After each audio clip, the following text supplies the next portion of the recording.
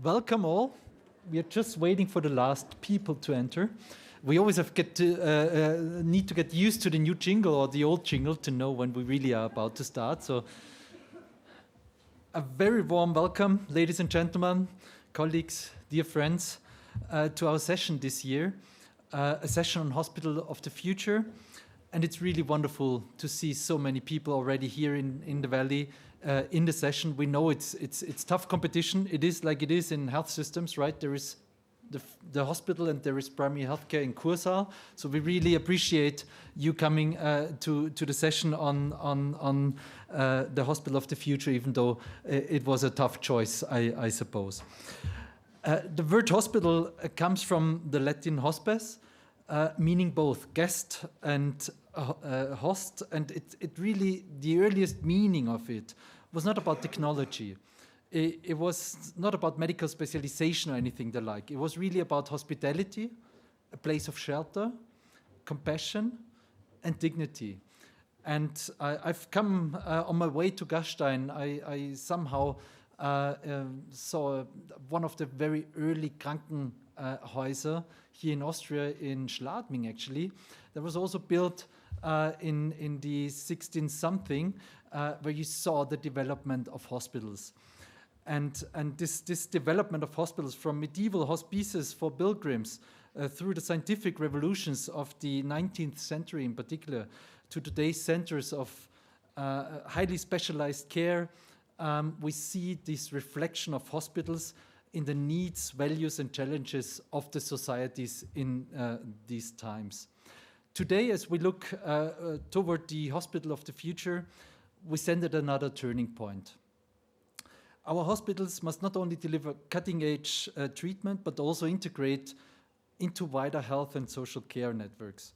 They must embrace digital transformation, sustainability, and resilience, and they must be safe workplaces for health professionals, welcoming environments for patients, and also adaptive institutions capable of meeting new threats, from pandemics to antimicrobial resistance to so many others. And as we open today's session, I invite us to consider not only what technology will allow us to build the Hospital of the Future, but really also what values will guide us: equity, access, and the enduring principle of hospitality as it is and as it was in the beginning. And I think also after given the topic of this year's Gastein, obviously it's also about solidarity and a strong signal towards a strong health system that is built around the principle of solidarity. Allow me now to turn to our State Secretary, Ulrike Königsberger-Ludwig, who will be with us tomorrow here in person, but nevertheless she wanted to welcome all of you virtually, and I think this is also a bit the Hospital of the Future, that there is a certain element of virtual in it. And then I will hand over to Dimi, and thank you already now for coming, and all the panelists for being willing and accepting our invitation to discuss this important topic. If we could have now the... Welcome to this afternoon sessions on Hospitals of the Future, investing in transformation to meet tomorrow's needs. The session is organized by the Austrian Federal Ministry of Labor, Social Affairs, Health, Care and Consumer Protection, in cooperation with the European Observatory on Health Systems and Policies. We have a fantastic panel that will talk about the hospital institutions and explore its futures together with those of you in the audience. A warm thank you to everyone involved.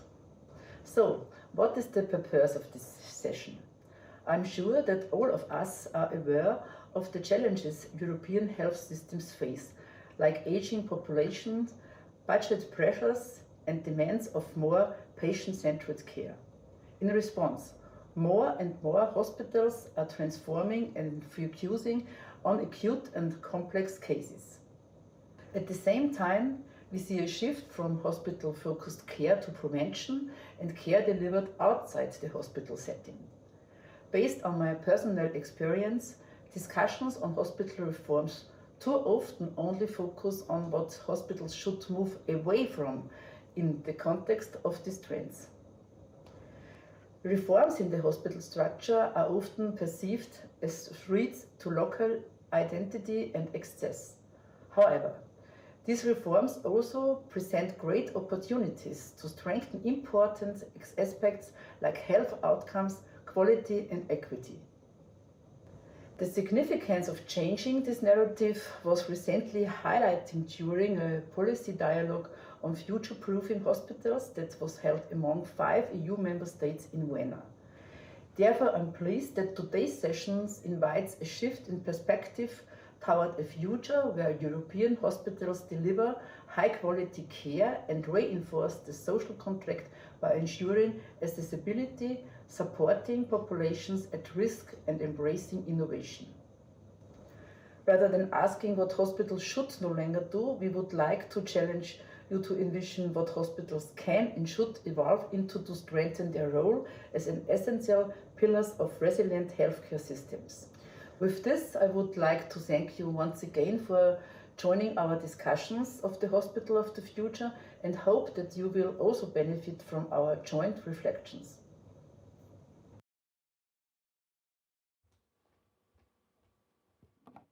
Okay, so thank you very much to Ulrike in absentia, and thank you all for joining us. I mentioned earlier today that the biggest challenge for me as a moderator would be to get the name of the Austrian ministry right. So now you heard it. I don't have to repeat it. I will shorten it going forward. My name is Dimitra Pantelli. I work with the European Observatory on Health Systems and Policies. And I lead our work on innovation, linked also to transformation. So it's a great pleasure and a great honor to be the moderator for this session here. It was teased already in the video that we have a really stellar panel with us today, and I think I will keep my message short to give them as much time as possible. But I will introduce them to you first, so that you know what you can look forward to. We have everyone sitting here in the first row. They won't still get up on the stage, that comes later. But we have Nigel Edwards, who is a senior expert advisor with the European Observatory on Health Systems and Policies and has a very, very long CV that links very closely with the way hospitals work, so he will deliver the keynote for us. Then we have Katharina Reich, who is the Chief Medical Officer and Head for Public Health and Health Systems at the Austrian Ministry of Health. We have Peter Hackenson, who is the head of the Regional Home Care Program for the region of Stockholm, but also head for medical technology at the Karolinska University Hospital. We have Ildiko Lelkes from the Hungarian Secretariat of State at the Ministry of the Interior. She's the head of Health Financing Development and Development Department. And so you can see that we don't only have a very interesting mix of different countries, but we also have a very interesting mix of different roles. So this is a panel that was selected specifically to be able to speak to all of the points our esteemed colleagues who introduced the session spoke to. So we hope that throughout this session we will manage to leverage the main pillar of Gastein, learning from each other, moving forward stronger because we know what works and doesn't work in other systems, and that's what we hope to do. And because we are motivated by that as much as everything else today, we have set up a very interactive session, or an interestingly interactive session, I should say, where we will hear from our keynote speaker, we will hear from our panelists, but then we will go to breakout sessions hoping to hear from you. And if you're wondering how that would work in a room like this, you'll have to wonder a little bit longer because you will find out a bit later. You all have a colored piece of paper in your hand that assigns you to a breakout session. You do not get to choose. If you do not have a colored paper, then I will assign you very happily later on. And then once you have the opportunity in your breakout sessions to discuss the key topics out of the session, we will hear back from all of you and have the panel reflect. And then hopefully all of us will leave a little bit smarter and happier than when we arrive. So that's the idea. Housekeeping rules are basically be present. We have also our participants who are online, so a big welcome to all of you. You will also be in a breakout session online, so stay tuned for that. And I think without further ado, we pass on to Nigel, who will give us his keynote considerations on the topic. Nigel, over to you.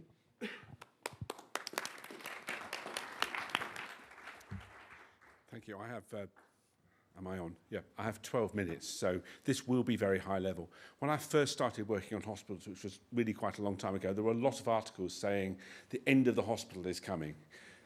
It's still here. You look back in the 1950s, they were writing those articles. There is a compelling logic for why we have hospitals, but there's undoubtedly going to be a lot of change in how they work and how they fit in to the rest of the system. I would also say that they're a very understudied area. There's much less research than you would have thought on hospitals. Well, I'm pressing the button. There we are. Oh, no. So we've heard about some of the challenges. Just highlight a few of these. One of the big issues for many hospitals is complexity. Increasingly, they're specialised, but the patients are multimorbid. So there's some big mismatch between how the hospitals are organised internally and the patients that are coming at them. They're much more technologically intensive than they were before, which has got a whole set of challenges. And that means, of course, costs are growing at the same time that we've got payers and ministries of finance wanting them to be cheaper and more efficient, and they're putting them under pressure in many countries. The over-specialisation I've mentioned, but there's a broader workforce problem in terms of getting the right sets of people with the right set of skills. We know that you get better outcomes from running your hospital with higher qualified nurses, with more graduate nurses, but where are they coming from?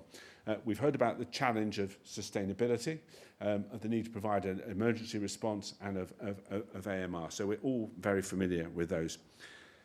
I was told by some Spanish colleagues that I speak too quickly, which is if someone from Spain tells you you're speaking too quickly, then... So I hope people are catching up. Do I need... Am I okay? Okay.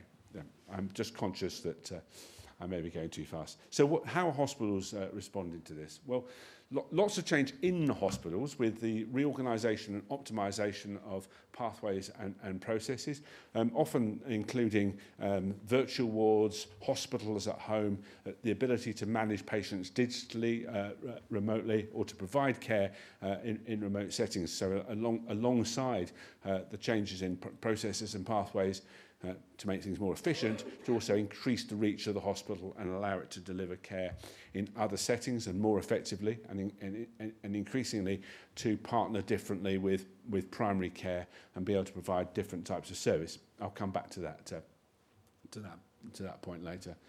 The redesign of the workforce through the use of skill mix, with the caveat that, as Alison Leary from the South Bank University has pointed out, too much fragmentation of work into tasks looks efficient, but often creates more work, opportunities for loss of information when handing things over, and a higher cognitive load on the most senior people in the team, and a danger that you lose sight of the whole patient. While doing each of the tasks very well, you beautifully document the patient's respirations and blood pressure declining, but no one notices that they're dying. So some significant challenges in there.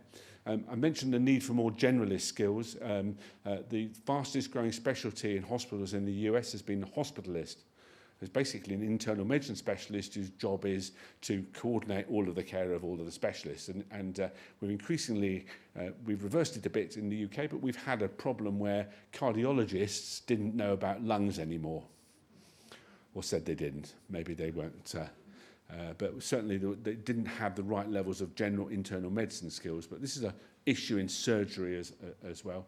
And that means new ways of working for people, particularly if we're going to have more remote care and more digitally delivered care.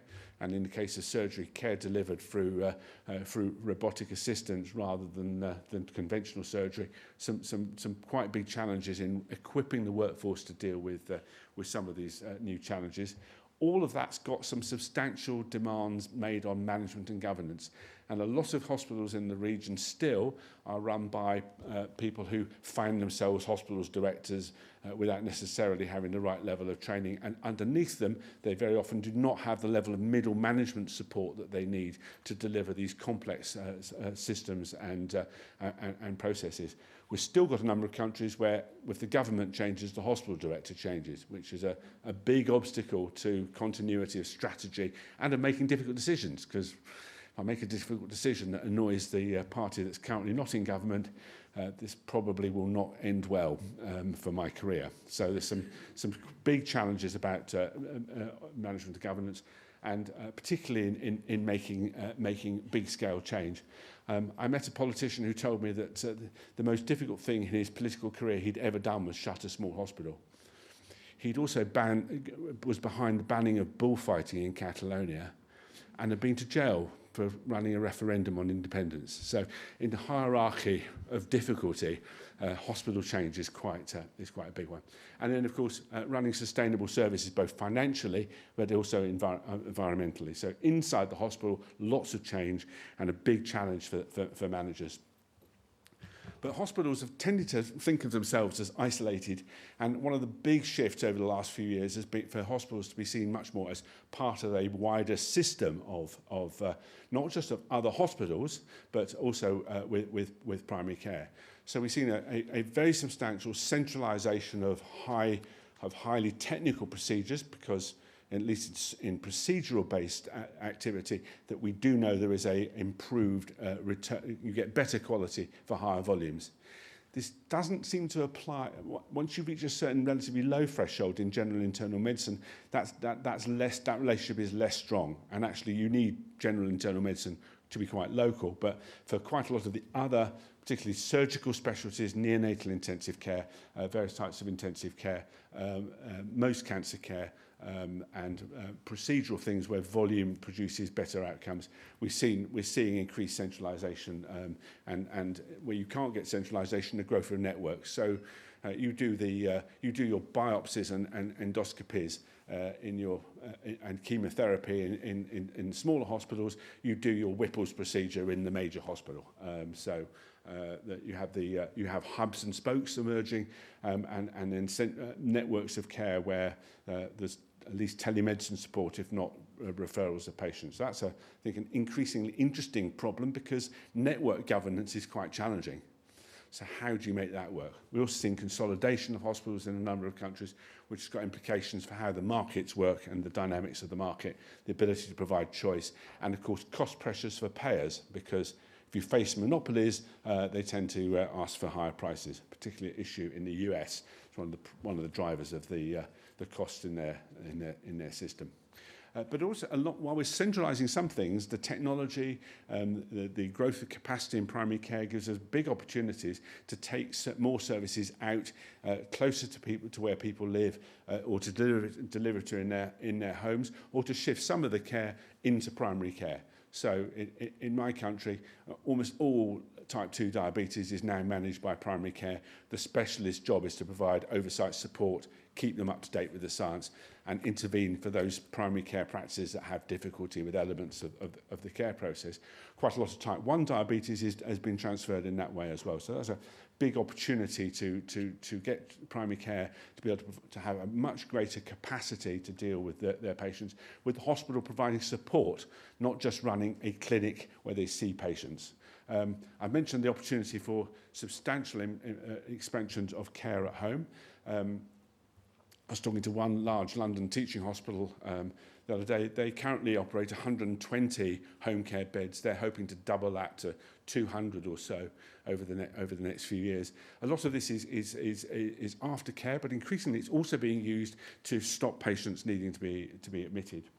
And then this is just about healthcare, but hospitals are. Dimi and I were at the Charité the other day. It has 22,000 staff. Right? I mean, this makes it one of the biggest economic actors in its region. So hospitals they're buying products, they're training the workforce. All of those people have got families, so the opportunities to act as an economic actor, and of course also you can do work with in prevention with those people. So thinking about how the hospital fits into its wider society seems to be something. The idea of the anchor institution, people have come across that concept from the US. So these are big organisations that are going to be around for a long time and are sort of major hubs in their local economy. Thinking about what does that mean for how you shape your strategy is an important question. Now, there's a lot of literature which says the way that hospitals change is through the operation of market mechanisms. Market mechanisms do not work well for making big strategic decisions about where, for example, you put the unit that does thrombectomy or where you put a trauma service. You have to do planning. Even in the US, they plan trauma services. So we've discovered the limits of what you can do with payment systems. They're great for efficiency improvement. They're great if you want more of something. They're not very good if you want less admission for chronic disease. And they don't help you make decisions on where to put things. So you have to do planning. But you have to plan the system, not the hospital. And most of what we've been doing is planning the hospital and say, oh, it needs X numbers of beds. By the way, I'm all right, aren't I? I've got 2 minutes. So you need to do planning. And that, of course, leads you into this problem of, you might be better off trying to ban bullfighting than changing it. So lots of skills about managing the politics and managing stakeholders. And to make all of these changes, you need a collection of regulation, payment models, planning, and other levers. And of course, as we all know, context really matters. So finally, what about hospitals in the future? Well, for patients, I think there's an opportunity to use digital and changing the way we provide services more locally to provide better access. For primary care, to have a resource of expertise where you can get advice and guidance and support rather than just having to send the patient to the clinic. So you can have telemedicine consultation with the specialist. For the communities, we have hospitals that are contributing to prevention and to local economic development and sustainability, including transport. Many of our issues in healthcare turn out to be transport problems rather than just health problems. For staff, they have better designed jobs and digital tools that support them doing that. The payers get, hopefully, more efficient care, efficiently delivered care and a more appropriate care. And policymakers have hospitals that are cooperative and see themselves as part of the wider system. And as I said, all of that requires a huge amount of leadership and skill and careful policy design. 12 minutes on the dot. We're finished. Nigel, thank you. Yeah, thank you.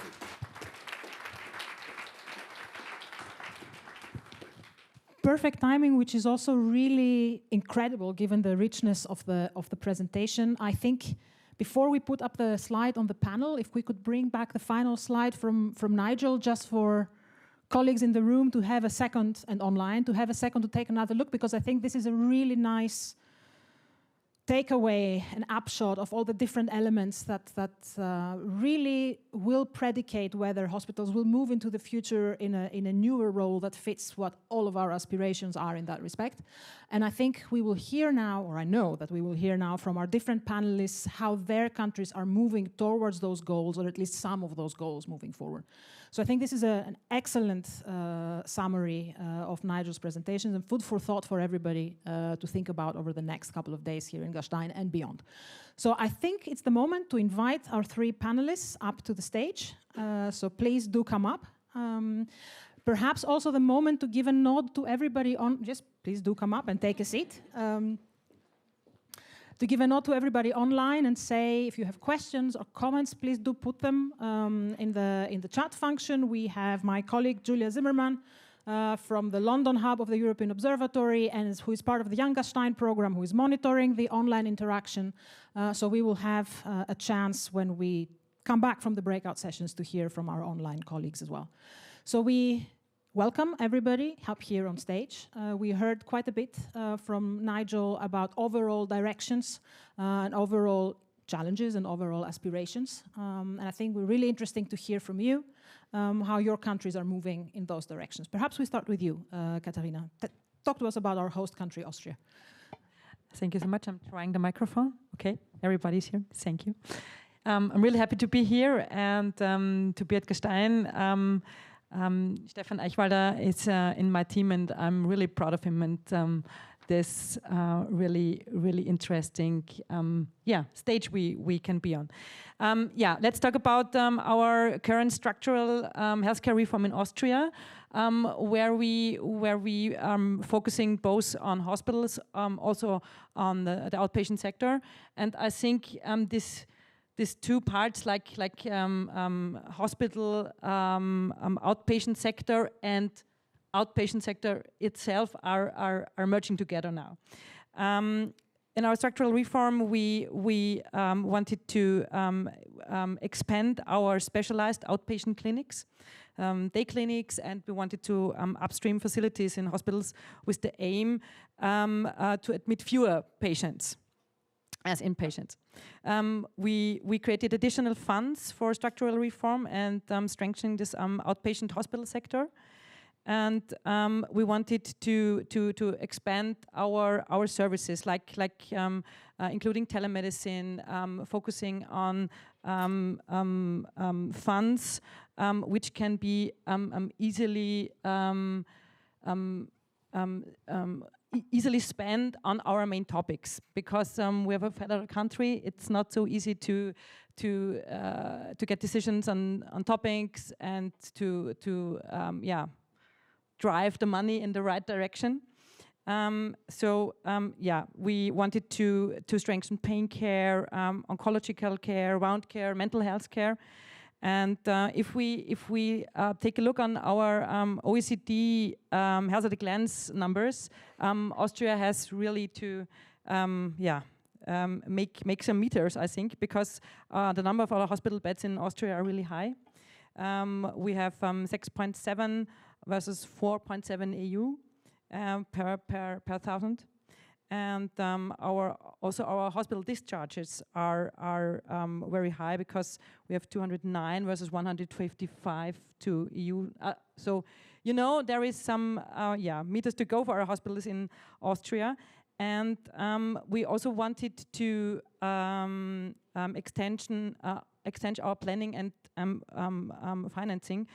We have a framework of target-based health governance.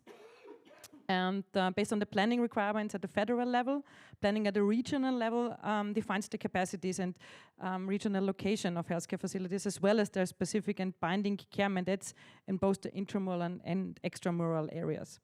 And we also implemented a structural component, like it's called Vorhaltekosten. It's a special Austrian word, I think, in our DRG system, in our model for inpatient care in 2025. For example, the portions of hospital financing not strictly tied to the volume of service, to reduce incentives toward unnecessary inpatient activity, and to uniform calculation method aimed at strengthening the attractiveness of the DRG system for the outpatient care. And also we do efforts on integration our digital health, telemedicine, and IT systems. We wanted to expand our services for the optimization of the patient flows, for health apps, and the health hotline, integrating the making appointments for the outpatient sector and also the possible inpatient sector. We wanted to complete our electronic patient file, our health records, and also creating a platform for using secondary data provided by the hospitals. Katharina, I'll come back to you in a minute. Yes. I think maybe let's go to Hungary to see how they are working on the things that you've been talking about. It was the last over there. Perfect. Point. Thank you. Perfect. Thank you very much. Ildiko, over to you. What is happening in Hungary? Yeah, thank you so much, and thanks for being here. It's always good to hear. There are many similarities between countries. It's a sign of, we are going in the right direction, especially for digitalization. It's a priority in Hungary. But digitalization also helps us re-emphasize the importance of integration, cooperation in health systems.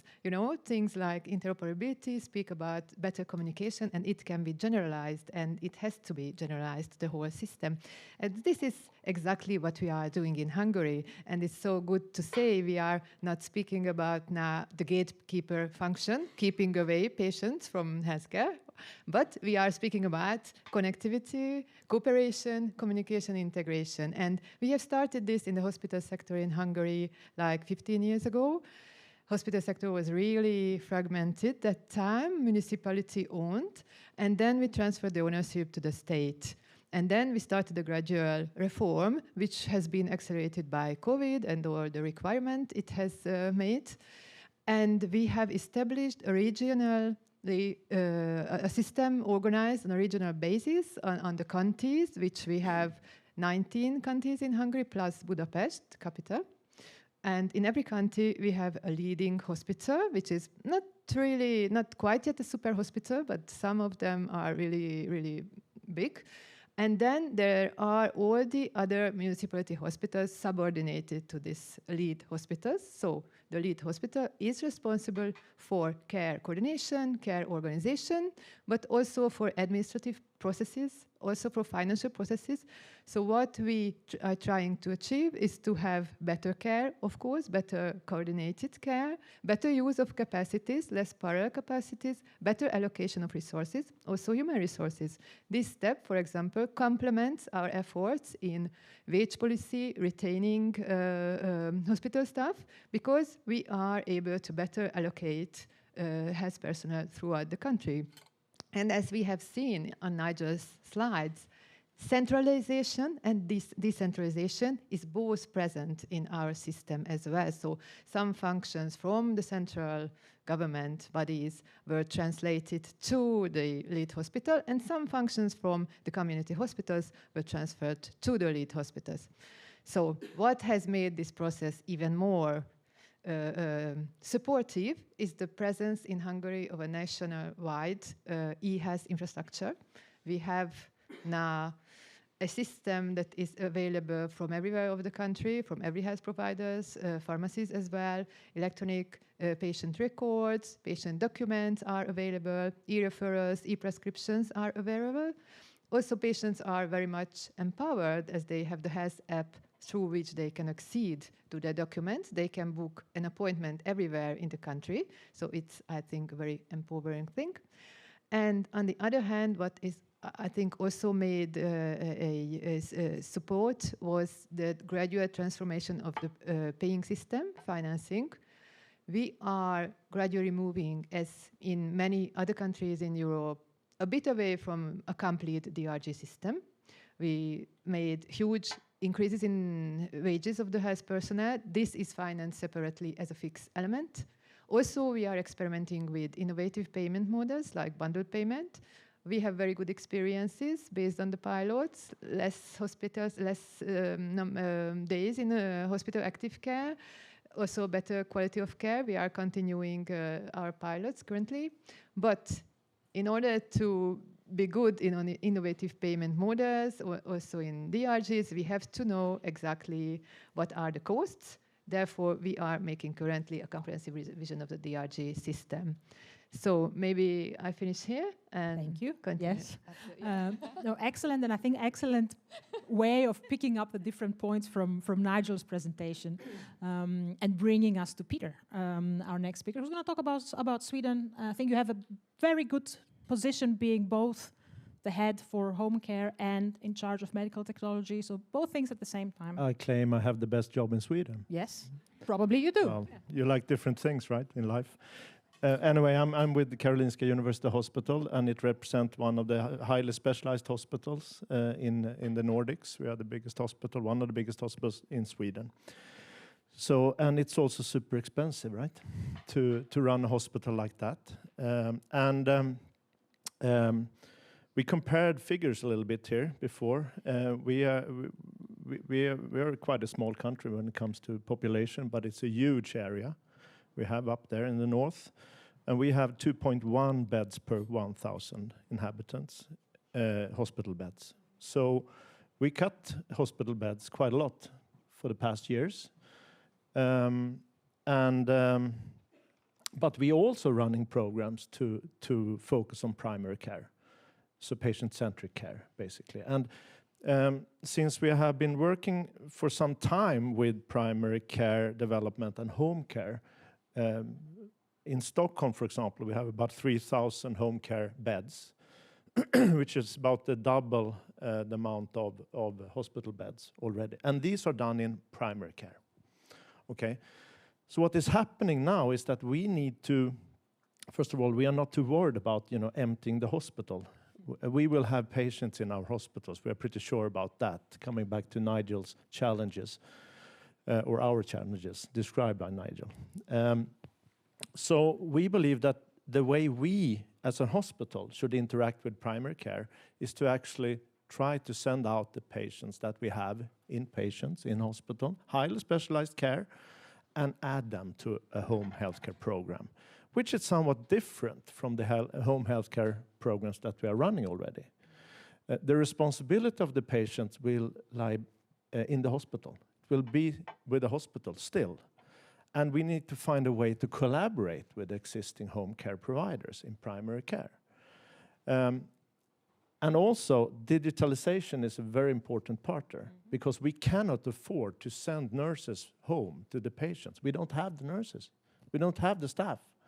So we need to find a way to sort of empty the beds in the hospital, put other people there, other patients there, and at the same time treat more patients at home, and then gradually move them over to primary care as seamless as possible. And this is very much a culture change within the hospital, because they don't want to let go of the patients, right? We're used to have them there, and it feels very safe to have that. So it is a challenge. It's a very interesting one. It's called hospital at home patients. So this is the direction that you're moving towards. Well, one of the directions. We need to do more. Yes, you need to do more. Definitely one of them. And I'll come back to you in a second, and to you both, because we want to have an aspirational approach to this session. The State Secretary said earlier, usually when we talk about hospitals, we talk about what we need to move away from, but we want to focus also on what we want to move towards. And you already started us there, Peter, but I'll ask you about innovations, maybe one example of a good innovation that you see at the moment in hospitals in each of your countries. But first, Nigel, you were so good at keeping time before, so now I'm going to give you the task to just give a brief reflection of what you've heard in 30 seconds. Would that work? Yes? Good. Yeah, so I think these are three excellent examples of trends we see in a lot of countries, and perhaps I was reflecting on what was being said. Perhaps I didn't put enough emphasis on the opportunities for much closer integration with primary care and other services. Perhaps another issue is we tend to, in some countries, we talk about outpatients or as a slightly separate thing from the hospital. I mean, I think increasingly the expertise that you need to provide outpatient care is in the hospital, and we need to get a better integration between the two in those countries that don't have that. Which tends to be in the east of in the east of our region. There's a parallel conversation going on here about primary care downstairs, I think, we need a parallel strategy to strengthen the capability of primary care to be able to do this. And there's a bit of a risk we've seen in some places of just handing more work to primary care and hoping that they'll manage. And that's I think that's a mistake. So a carefully planned approach. The final reflection I think is very interesting from Hungary, which we see in other countries, is and I think I referred to this. We are starting to reach the limits of what DRG payment. DRG is not. They're very useful tools, but they're not the only tool in the box, and we are discovering the limits of what they can do. They need adaptation and change to make them most effective. I think that's probably. Thank you, Nigel, very much. At some point, we can open the doors. I think the session on primary care is next door, so maybe towards the end, anything we still have on the table, we just pass it over. Okay, so hopefully you had a moment to reflect on an innovation that's interesting from your setting. Maybe we go to Hungary first. Maybe I try to squeeze in even two innovations, one technical, one non-technical. If you can manage in 2 minutes. Yes. Yeah, I will try. So innovation is not always technical. We also need social innovations and care innovations. And like one of my favorite examples is the integration of medical ambulatory services, medical emergency services in Hungary. This also has been a very fragmented system out of our primary care services, ambulatory services, hospital emergency rooms. There are a lot of parallel functions and also with problems in access, and we have merged this together in an integrated system with a unique emergency call line and a unique triage system, so every patient is getting access to the level of emergency care where it is necessary, and the whole system is coordinated. This is one innovation I wanted to talk about, and the other one is telemedicine, is very much high on the agenda in Hungary. especially in those illnesses which have major public health impacts, like in cardiology, we have different models. One of the models is in heart failure with cardiac implantable devices patients. Here, remote monitoring and data processing is a given thanks to the device. And one of our university clinics implemented an AI-supported system with predictive analytics about predicting hospital admissions and worsening of the systems. And what we see based on clinical trial is more than 80% improvement in mortality as compared to the control group. And we have also other models, like, for example, in cardiac rehabilitation. Rehabilitation is an issue in my country, and we can organize care now partly in the home of the patient. They can stay less days in the hospital, in rehabilitation. They can go back to work earlier, less patient days, less sickness payment. So we hope also this model has multiple advantages. Thank you. Thank you, Ildiko. I think it's a very interesting thread, this taking the care where the patient is, but at the same time keeping the expertise where the expertise is actually at its best. Before we come to you, Peter, with a different innovation than what you already talked to us about, just a message for our colleagues in the back, because we have a big flashing clock here at the front that we are running back on time behind. We're going to go into the time for the breakout sessions a little bit. That's under control, so we take another minute here just to hear a little bit more from our country. So, Peter, over to you.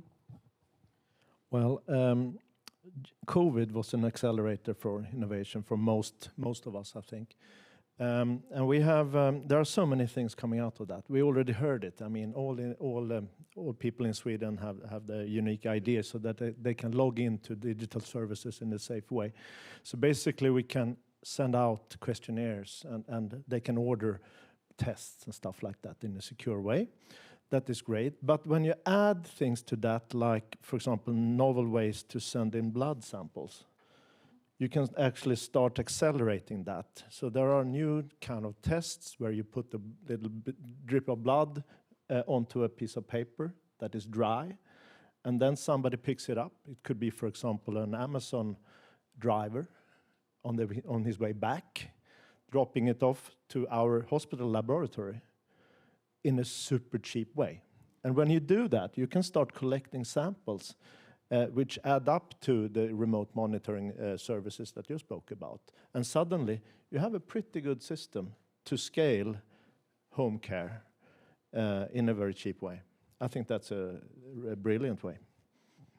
Okay, and it's thinking outside the box, I think, as compared to what we would normally consider, right? So this is, in that sense, also quite a specific type of innovation. So thank you very much for that one. Might need a little bit more coordination in terms of how you run it, but I'm sure that there's a lot of thought going into that as well. Katharina, we come to you. Thank you. I have two examples. I will do it short. One is the Herzmobil project. It's one of our first disease management project. Is a leading telemedicine program for patients with a chronic heart failure after hospital discharge, and the patients are sent home with a kit like a tablet and blood pressure monitoring and wearables, and they can transmit the daily data. And the team in the hospital is monitoring and using algorithms to detect early warning signs for fluid retention or deterioration. And it shows that it significantly reduces hospital admission and mortality and improving patients' quality of life. It's a little bit of a hospital at home project, I think. And second one, I think it's really necessary to talk about safety, patient safety. It's called SICK, like for Sicherheit in der Intensivstation, safety in intensive care units. And it's a bundled and standardized approach to implement evidence-based projects and practices to prevent most common and dangerous infections based on the ICU, like ventilator-associated pneumonia and central line-associated bloodstream infections and also urinary tract infections. And they have systematic checklists, they have some special staff trainings, and they establish a culture of safety That the project has really dramatically reduced the complication rates and the mortality in participating ICUs in Austria, and more of the staff and training side. Yeah, perfect. So I think a really nice range of complementary innovations here that showcase, on the one hand, you need to work towards the area where you really need the change, right? Be that perhaps in safety, or be that in the way you monitor patients remotely, or leveraging AI, or thinking about the logistics that will support the actual change that you want to put on the ground. I think all of that really important to take away. Before we go into our breakout sessions, and I think for you all that was food for thought. You all come from different contexts. You bring your own experience and your own ideas of what you already see or what you want to see hospitals moving towards. And so we will do our leveraging of all of your brain cells in a minute. Nigel, any final thoughts before we go into the breakout sessions? Let's go to the breakout sessions first. Excellent. Okay, so next part of the session begins, where we will assign, or we have assigned you to 4 different groups by color. So this was the piece of paper that you got at some point while you were already sitting in the audience or as you were walking in. How many people don't have pieces of color? Okay. Not so many. We will distribute you all in a second so that the system works. We just need to tweak it a little bit. So we have 4 breakout groups in the room and 1 breakout group online. We will have 1 group that is in the back to my left, your right, which is on innovative care models. And Peter will be there to discuss with you what your knowledge is and what your hopes are. So everyone who has a yellow piece of paper, please go over there. You will have the chance to discuss a lot of things. So please don't change groups because you prefer to go to another one. We will discuss in plenary afterwards as well. So in the back on the right, there has to be another flip chart there behind the column. Is there one? What color is it on top? Red. So that's the group on digitalization. So everyone who has a red piece of paper goes towards the back to the right, my right, your left. Ildiko will be there to talk to you about this. Here at the front, there is another flip chart with a light blue piece of paper. This is the one on networking and collaboration. So these are the people who will go next door to primary care. No, this is not, don't do that. Just come here to the front. We will discuss on that. And then we have our final group at the front here on the right, which is the green pieces of paper, and that is workforce. Yes, and Nigel and Matthias, our guest star, will be there to talk you through this. So we're not done yet. So please give me another second before you start moving. Everybody listen for a second, because you don't know what you will be discussing when you get there, but I can tell you if you listen. All right, so this is obviously not going to work, but I'm going to talk anyway, and whoever listens, listens, and whoever doesn't, doesn't. So this will be swarm intelligence from that point onwards. In your breakout sessions, please, think about whether you are aware of any interesting initiatives that go into that direction on the area of the breakout session, and where you want hospitals to move towards with that respect. So if you already know of things that are happening, and if you think that there are things that are not happening but should be happening, that's the task, right? That's the task for the people in the room to discuss around the topics that you've been selected for. For the people online, you have an even harder task because you have all 4 topics at the same time.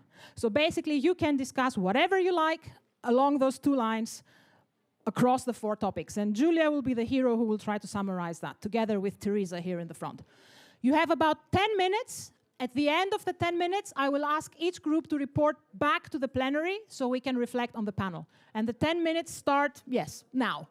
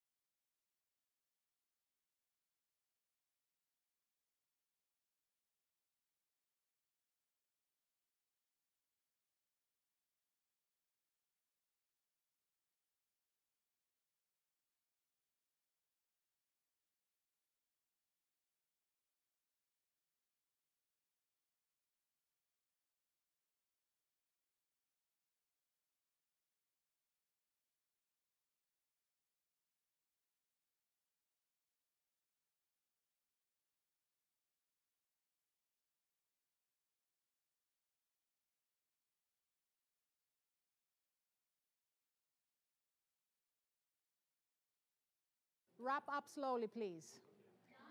Now, yes.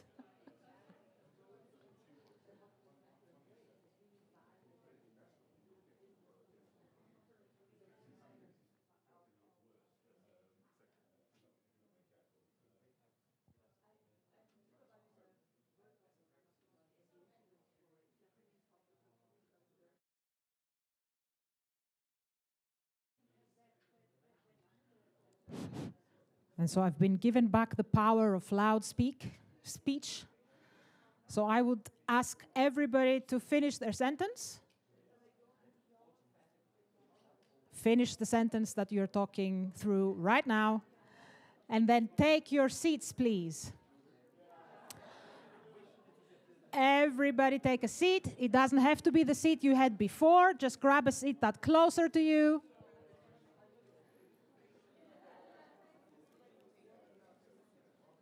You will have ample time to talk more in the coffee break and over the next couple of days, so please do sit back down. Because we have a hard exit at 5 o'clock from this room, and we still have a couple of things to talk about. Workforce group, please sit down. Matthias, sit down. Lead by example, Matthias. Okay. And could I ask our panelists to come back upstage, please? Ildiko, Peter, Nigel, Katarina, wherever you are, come here. Okay, good. All right. So thank you all very much for participating in this exercise. Believe me when I tell you it was more painful to cut the breakout session short than anything else. Goes in analogy with closing the hospital that Nigel was talking about earlier. So now we have about 10 minutes until the end of our session. And what we will do is I will ask each of our panelists and colleagues who were coordinating the breakout sessions to briefly report on what you all talked about. If you didn't manage to get a word in edgewise because someone else was talking too much, don't worry, because we are still here to collect whatever additional ideas you might have, and you will see us around the next couple of days. So there is still opportunity. And we have, I think, one more. And networks, yes, exactly. Maybe Stefan could also come up to the stage for a minute. And please come back, even if you don't report, yes.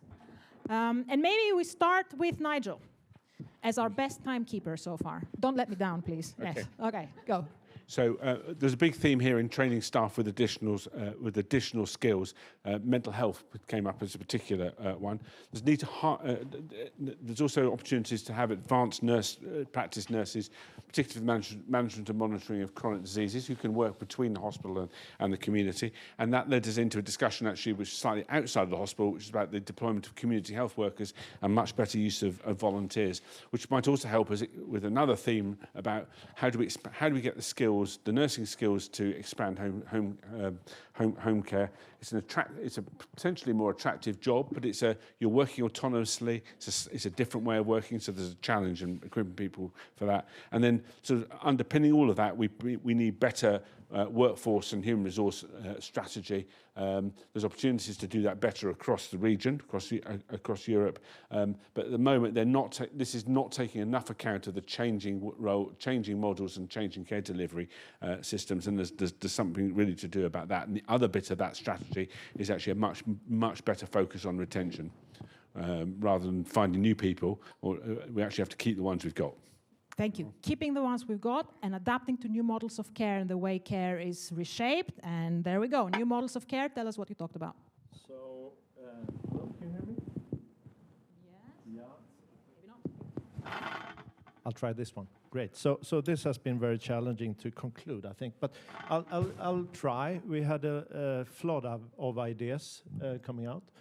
And obviously, how institutions are working together, both within the primary care and between primary care and hospitals, but then also between hospitals. How to share competence, how to use decentralization in a good way was a topic that came up. we had some discussions about procurements that is made smarter, more localized procurements for food, for example, to give better food. An interesting idea about infection control, where hospitals are actually being the competence hub for infection in that area, with nursing homes, for example. Interesting. And then obviously we had some, I was ashamed a little bit because I didn't mention AI up here, and you didn't mention it either, and you didn't mention. I So mentioned. you mentioned it. Oh, sorry. So I kept it for later. yeah, we kept it for now. So AI, obviously, how to take care of thousands of patients. You know, nobody will watch them. Nobody will manually do that. So AI needs to be deployed in a good way. Culture, the role of culture in hospital care. Maybe patients will feel better with more culture around them, everything from art to clowns to music. And did I forget anything? Please shout out the ones that were in the yellow group. You forgot something Ildiko was saying. Oh, but she was not in the yellow group. But anyway, okay. Over to Ildiko. Thank you. Thank you. We had a really extremely rich discussion in the digital group, so rich that we almost haven't made in time to go to the second question, but but contributions were extremely interesting for the first question, and clearly European Health Data Space is a very promising initiative.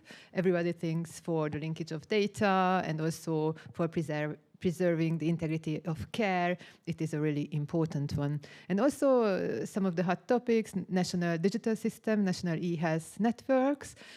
Participants think that this could guarantee better patient safety, less parallel activities, like, for example, prescriptions or the document in place.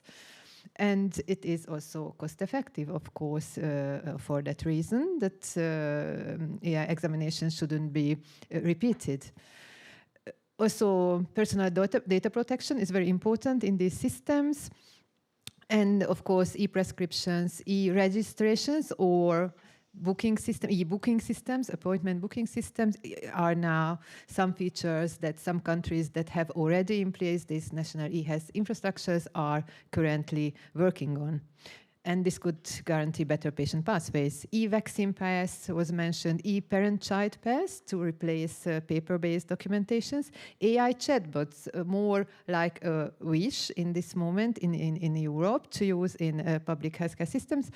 And the recording of patient visits and the transcription of all has been said during the visit by AI. This would clearly take the burden off from clinicians and let them focus on the essence of their activities. And a good example from China, the biggest virtual hospital in the world, when all these features are integrated, but with some challenges, of course, like, for example, the integration of physical and digital digital care.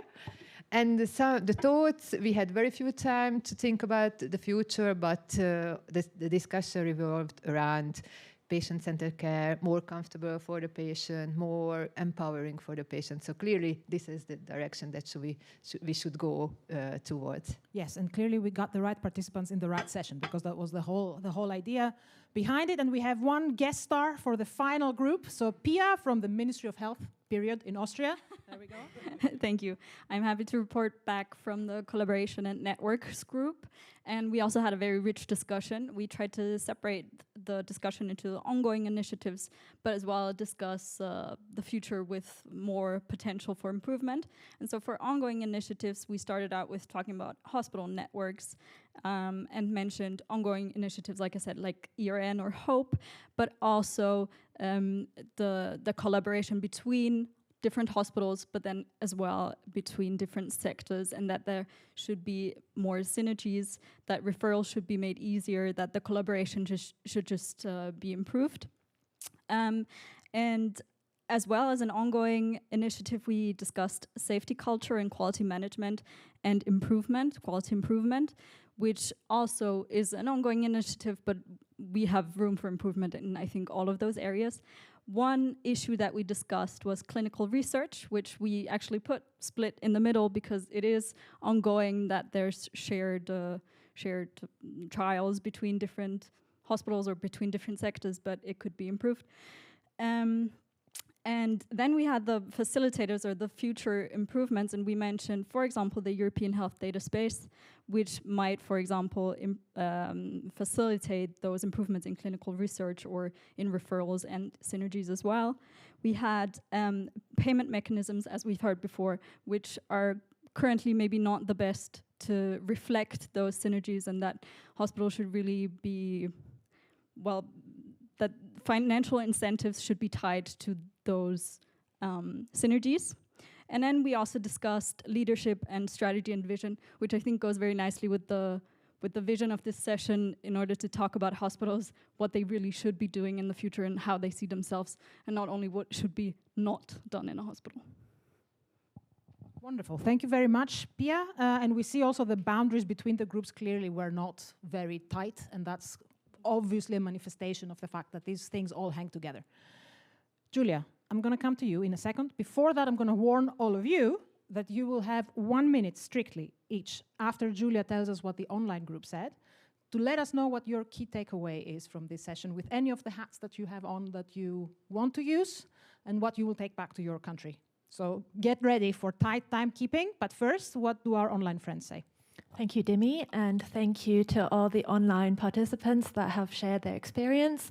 We've had some really interesting contributions from different parts of Europe sharing what kind of innovations they are seeing. So we've had some which have been mentioned before, such as increased use of AI, especially for healthcare diagnostics in hospitals, to remote testing and self-testing, and some of the issues that have also come up around increasingly online services, where one of our participants asked, so, okay, what does that mean for health equity and the digitally excluded?